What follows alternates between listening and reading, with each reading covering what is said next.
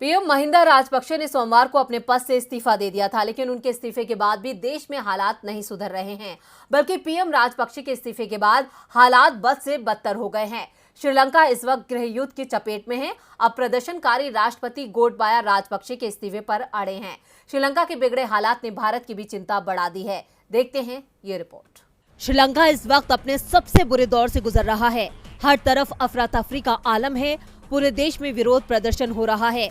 बढ़ते विरोध के बीच राष्ट्रपति गोटबाया राजपक्षे ने देश में अनिश्चित काल के लिए कर्फ्यू लगा दिया है।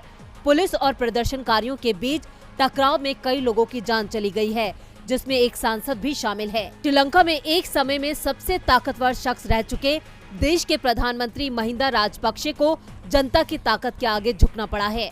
लोगों के गुस्से से बचने के लिए महिंदा राजपक्षे और उनके परिवार को पूर्वी श्रीलंका के त्रिनकोमाली नेवल बेस में शरण लेनी पड़ी है।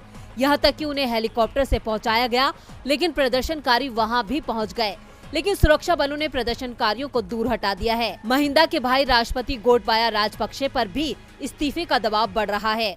प्रदर्शनकारियों ने महिंदा के घर को भी आग के हवाले कर दिया। महिंदा राजपक्षे के इस्तीफा देने के बाद भड़की हिंसा में अब तक 200 लोग घायल हुए हैं और 5 लोगों की जान चली गई है। ऐसे में श्रीलंका के हालात ने भारत की चिंता भी बढ़ा दी है। अगर श्रीलंका में हालात काबू में नहीं आते हैं तो वहां के नागरिक भारत की सीमाओं में दाखिल हो सकते हैं और भारत में शरणार्थी समस्या खड़ी हो जाएगी। भारत लगातार श्रीलंका के हालात पर नजरें बनाए हुए है और हर संभव मदद देने का आश्वासन भारत की तरफ से दिया जा रहा है। श्रीलंका में इस वक्त खाने पीने की चीजों के दाम से लेकर पेट्रोल डीजल के दाम आम आदमी की पहुंच से बाहर हो चुके हैं। अब कब तक श्रीलंका में हालात सामान्य होते हैं, कहना मुश्किल है।